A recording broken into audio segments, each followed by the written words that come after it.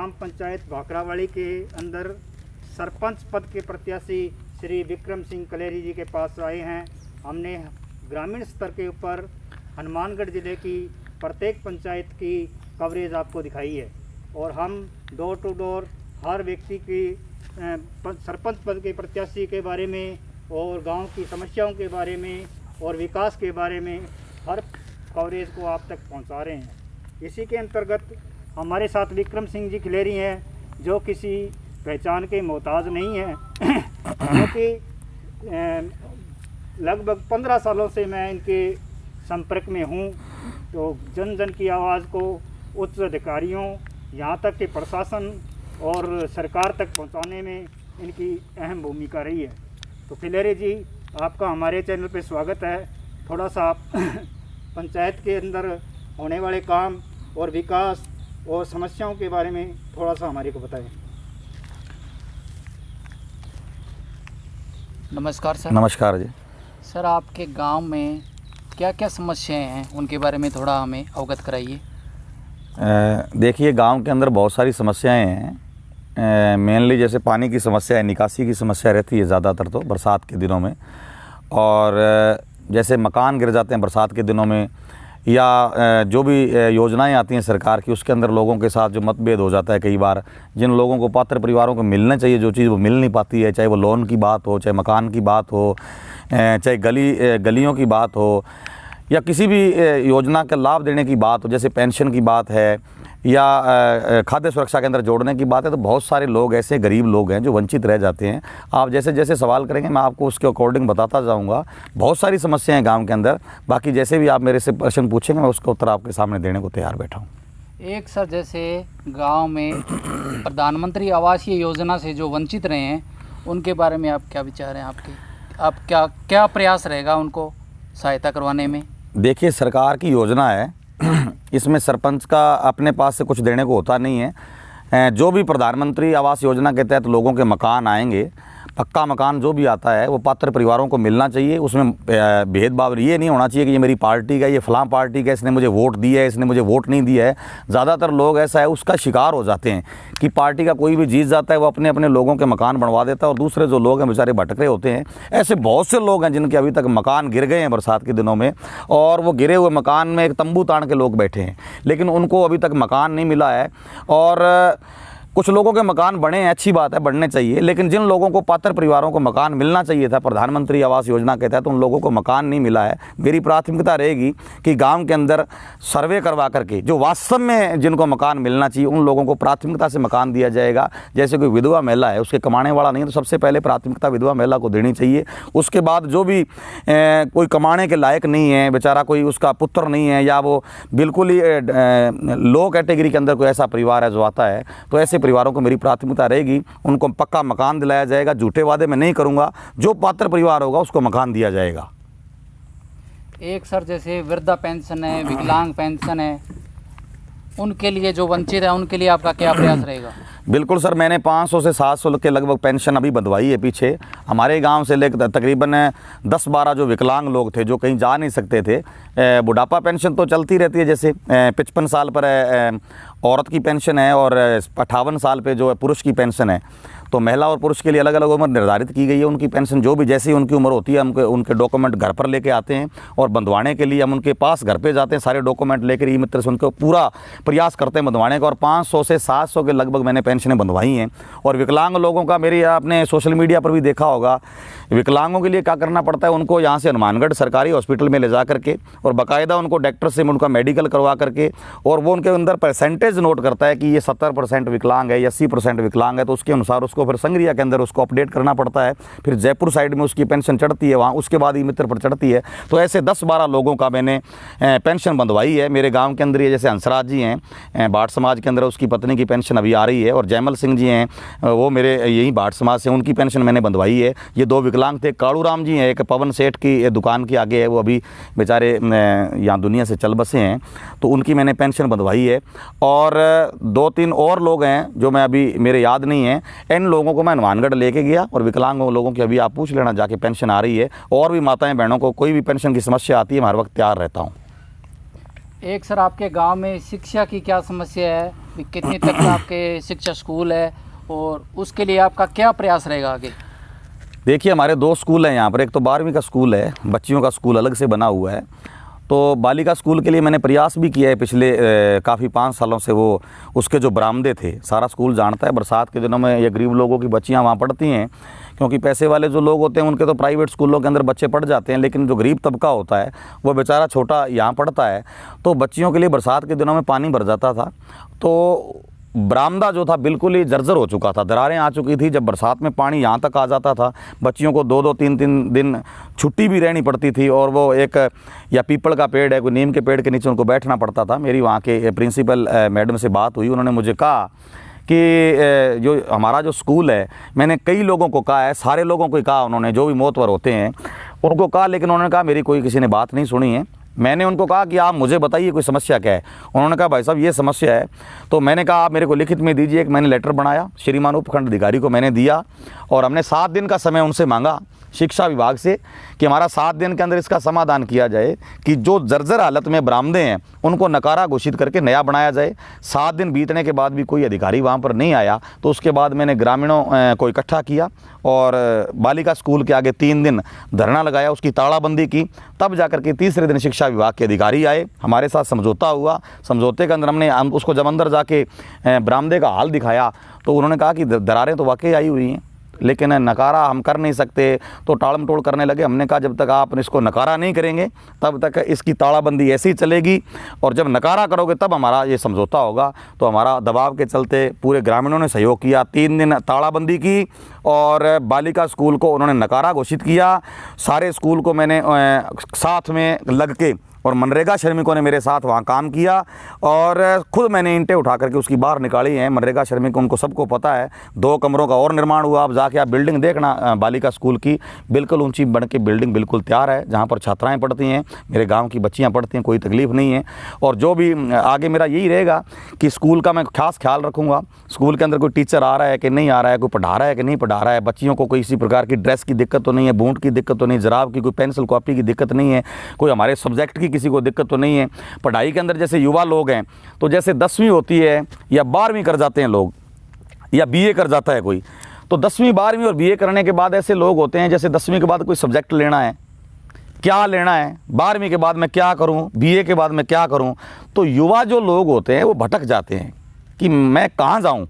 तो उसके लिए एक मेरा मन में विचार है कि ऐसे काउंसलर जो होते हैं, परफेक्ट जो लोग हैं, उनको बाहर से बुला करके, पढ़े लिखे जो लोग हैं, उनके साथ युवाओं का एक कम्युनिकेशन स्थापित किया जाएगा। उनके साथ बैठ करके उनसे बातचीत की जाएगी, उनके परसेंटेज के साथ वो बैठेंगे, बात करेंगे उनसे, आपको कौन से फील्ड में जाना है, कोई मेडिकल लाइन में जाना चाहता है, कोई एग्रीकल्चर लाइन में जाना चाहता है, तो उसके अकॉर्डिंग उनसे बातचीत करके उनको प्लेटफॉर्म दिया जाएगा कि वो भटके नहीं युवा, और जो पढ़ाई कर रहा है उसके अकॉर्डिंग ही वो आगे चले।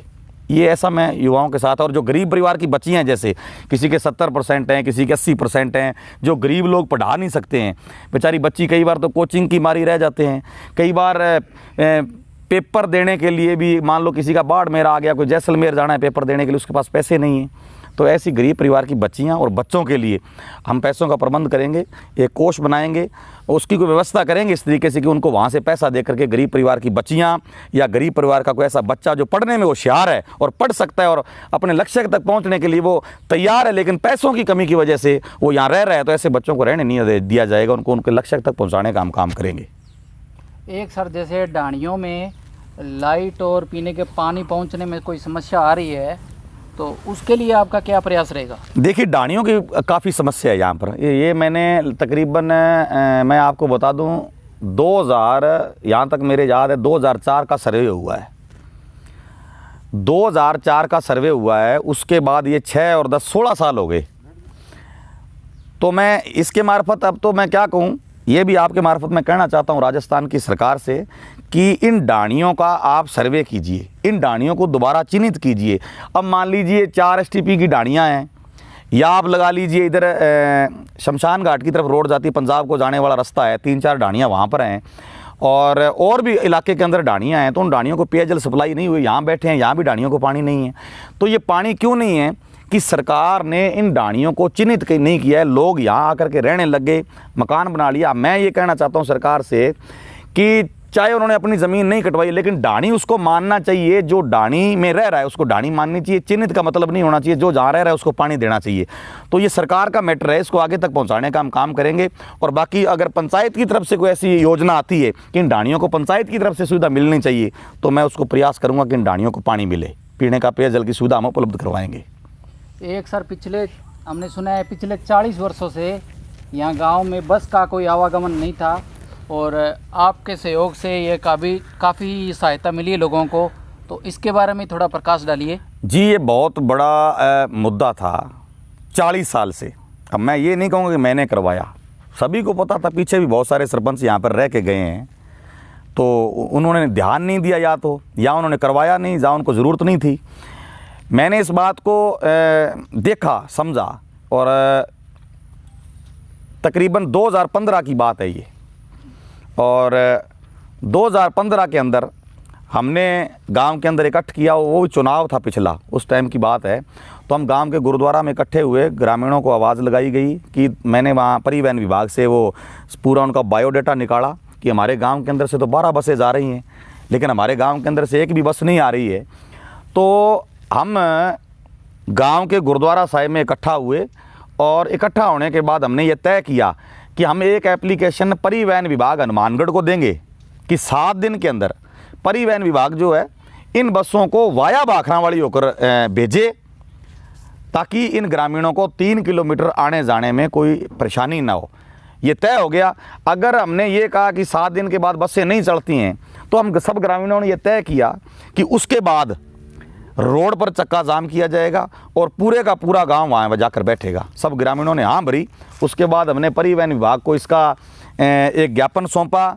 1 दिन बीता, 2 दिन, 5, 7 दिन सब बीत गए, लेकिन उसके बाद भी परिवहन विभाग की नींद नहीं खुली।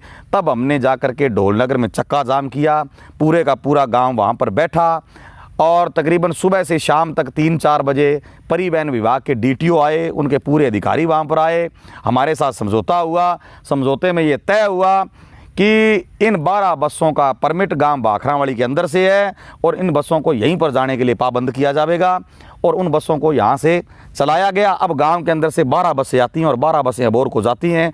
गांव की छात्र छात्राएँ पढ़ते हैं, और गांव के लोग जो गरीब परिवारों के लोग हैं, जो मेहनत मजदूरी करने के लिए जाते हैं, जो सुबह जाते हैं और शाम को आते हैं, जिनके पास खुद की अपनी गाड़ी नहीं है, वो भी यहाँ से चढ़ के जाते हैं। गांव की बेटियां भी पढ़ने के लिए सुबह 9 बजे चढ़ती हैं और शाम को अपने घर पर आ जाती हैं। उनको भी साधन जाने की ज़रूरत नहीं है, नहीं तो बेटी को अपना पिता है उसको ले जाना पड़े, उसको लाना पड़े। तो ये समस्या अब नहीं रही है। गांव की बेटियां भी अपने पढ़ाई के लिए जाती हैं, गांव के बच्चे भी जाते हैं पढ़ने के लिए। अब संगरिया से अबोर की बसें बीच बीच में ख़राब भी करती रही, कभी चढ़ाती नहीं थी, कभी उतार देती थी। तो मैंने 2015 से लेकर के आज तक, अभी 1 ही महीना हुआ है, पीछे फिर ये चल रहा था, तो हमने फिर संघर्ष किया। उसके बाद चुनाव आ गए। अब आगे भी वो बात अभी बीच में ही पड़ी है बसों की। वो कह रहे हैं हमने परमिट कटवा लिए। अब गांव में बात चल रही थी, हमने परमिट कटवा लिए जी। परिवहन विभाग से मेरी बात हुई, डीटीओ साहब ने कहा कि ऐसी तो कोई बात नहीं है, लेकिन नीचे के अधिकारी कह रहे थे उन्होंने परमिट कटवा लिए। गांव के अंदर यह असमंजस था कि उन्होंने परमिट कटवा लिए कि नहीं कटवा लिए। वो मैंने कॉपी आरटीओ बीकानेर से मंगवाई है। वो चुनाव आ गए 28 तारीख के बाद। ये मायने नहीं रखता है कि हम जीतेंगे कि हारेंगे, हम गांव के लिए काम करेंगे। अगर उनका परमिट यहाँ से हुआ तो उन 12 बसों को यहाँ से चलाने का हम काम करेंगे। और 2 रोडवेज की बस भी है, उसका भी परमिट मैंने मंगाया है। अगर 2 रोडवेज बसों का परमिट भी यहाँ से हुआ तो हम हारें चाहे जीतें, इन 14 बसों को हम गांव भाखरावाली से होकर ही आने देंगे। अगर यहाँ से उन्होंने परमिट कटवा भी लिया तो अगर गांव मेरा साथ देगा तो काटे हुए परमिट को भी हम पुनः लागू करवाने का काम करेंगे। ये 40 साल से बस जो सेवा बंद थी उसको मैंने गांव के सहयोग से चालू करवाया है। तो ये बहुत बड़ा अपने आप में मुद्दा है। मैं गांव के लोगों को कहूँगा कि आपको ये सुविधा मिली है तो इसका आप गांव के चुनाव के अंदर थोड़ा सा देखिएगा कि आपको बहुत बड़ी सुविधा मिली है। बाकी ये छोटे मोटे प्रलोभन है, काम धंधे, ये तो पेंशन है, जाति प्रमाण पत्र है, मूल निवास, ये तो चलते रहते हैं। आप साझा काम देखिए कि कौन सा बड़ा काम हुआ है। तो ये बस सेवा का काम मैंने 5 साल से संघर्षरत हूँ और मैंने किया भी है। एक सर, आपका चुनाव निशान क्या है और अंत में आप ग्रामवासियों से क्या अपील करना चाहते हैं? चुनाव निशान मेरा है जी, बेल्ट नंबर 3 है। 1, 2 और 3 नंबर का जो निशान है वो मेरा है, वो गुब्बारे का निशान है।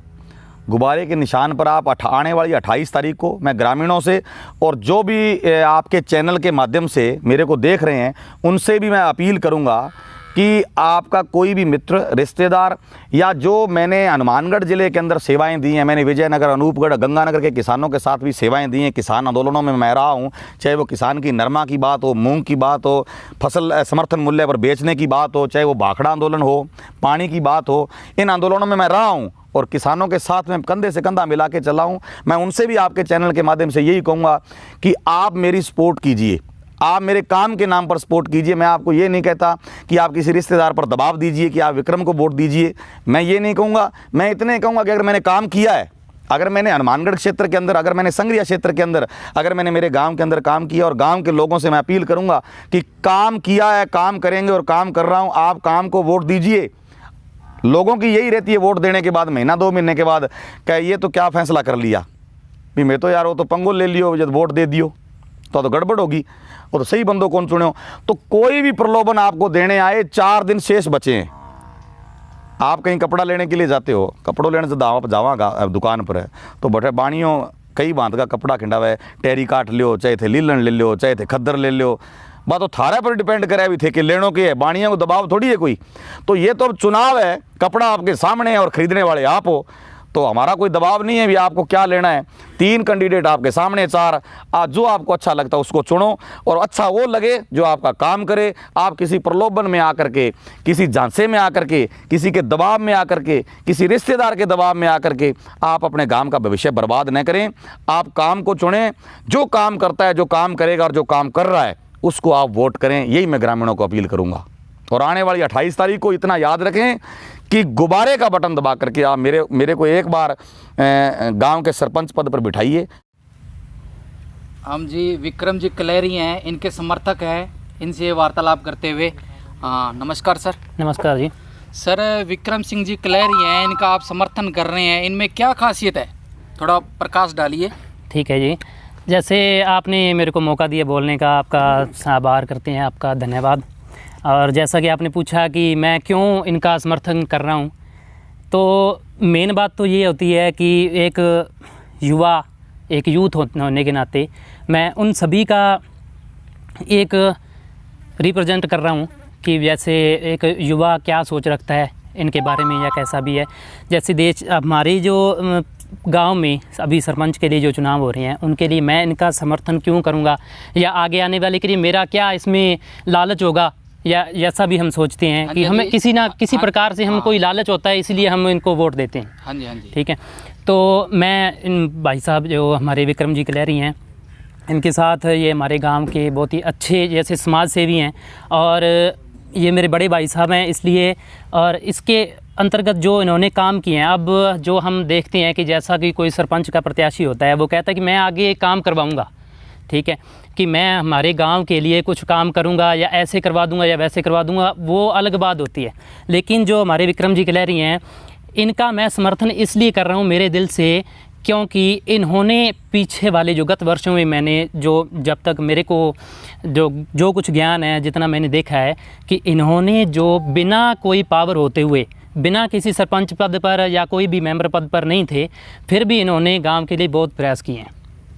और जैसा कि भाई साहब ने जैसे बताया है कि जो बसों का रूट यहाँ से था, वो बसें नहीं आ रही थी, इन्होंने बहुत ही अपना जैसे सेवा करते हुए गांव को साथ लेकर इन्होंने बहुत अच्छा प्रयास किया, जो कोई नहीं कर सकता। लगभग हम देख सकते हैं कि अगर ये सरपंच पद पर होते फिर तो अच्छी बात थी कि इनके पास कोई पावर होती है कोई काम करने की, लेकिन इनके पास कोई पावर नहीं थी, लेकिन इन्होंने फिर भी प्रयास किया। क्यों किया? क्योंकि इनके अंदर एक लगन थी कि मैं अपने गाँव के लिए कोई काम करूँगा, ठीक है। और जैसा कि हम देखते हैं कि इन्होंने बहुत सारे जैसे प्रयास किए हैं हमारे गांव को आगे लेने के। इनके अलावा और क्या क्या काम किया है, इनके बारे में थोड़ा और प्रकाश डालिए। और इन्होंने लगभग समय समय पर सभी हमारे ग्रामवासियों को बहुत अच्छी तरीके से, जैसे कि जो पेंशन होगी, ठीक है, वृद्धावस्थों की जो इनको पेंशन नहीं मिल रही थी, कई लोग हैं, और वो अब जिनको पता नहीं होता कि पेंशन के लिए कैसे फार्म भरे जाएंगे और कैसा कुछ इसका प्रोसीजर होगा, ठीक है, उनके लिए इन्होंने बहुत ही अच्छे काम करवाए हैं। और इन्होंने आगे होके, ठीक है, इन्होंने आगे मान लो कि सभी जो हमारे जिस घर में कोई वृद्धा है, वो इनसे कोई मदद मांगते हैं, तो ये अपने घर का एक मेंबर समझकर उनकी मदद करते हैं। जैसा कि उन्होंने जो जैसे पेंशन की बात हो गई, और जो जैसे जाति प्रमाण पत्र और कोई मूल निवास बनाना है, जैसा ये छोटे मोटे काम हैं, ये भी इनकी सहयोग से जो आसान हो गए हैं। ये मान सकते हैं कि कुछ ना कुछ थोड़ी बहुत जानकारी होती है कि हमें जो कुछ चाहिए उसके लिए हमें थोड़ा सा, अगर हमें थोड़ा सा ज्ञान है तो हम कुछ ना कुछ कर सकते हैं। लेकिन हमें बिल्कुल भी नहीं पता कि ये कार्य कैसे होगा, तो हम उसके लिए कुछ ना कुछ पूछना पड़ेगा। लेकिन जैसे भी कोई भी ग्रामवासी इनके पास जाता है कि हमें ये काम करवाना है, और ये खुश दिल होके और अपनी लगन के साथ ये काम करवाते हैं। जैसा कि गांव के लिए इन्होंने और भी बहुत अच्छे काम किए हैं। जैसा कि आप देख सकते हो कि हमारे जो स्कूल जैसे बालिका विद्यालय हैं, और एक 12वीं तक का हमारे पास जो कोएड स्कूल है, ठीक है। और बालिका विद्यालय में इन्होंने जो बरामदे वगैरह थे, जो कमरे थे, वो ढह गए थे, जिनके बारे में कोई भी नहीं देख रहा था। अब गांव में बहुत सारे बामाशाह हैं जिनको पता है कि हमारे गांव में शिक्षा के लिए ये एक सार्वजनिक स्थान है, ठीक है, जो विद्यालय है, इसके लिए हम कुछ ना कुछ कर सकते हैं, लेकिन कोई भी इसके बारे में देख नहीं रहा था। लेकिन हमारे भाई जो विक्रम जी कलहरी हैं, इन्होंने सभी ग्रामवासियों को साथ में लेकर और वहाँ पर कुछ कमरों का निर्माण करवाया, और उसकी चारदीवारी का भी इन्होंने काम करवाया। जो बड़ा स्कूल है उसमें भी इन्होंने बहुत अच्छे काम करवाए हैं। और अब आप देख सकते हो कि जो हमारा जो स्कूल के लिए जैसा हो गया, और भी कोई काम है, जैसे जो बड़े स्तर पर होता है काम, वो उन्होंने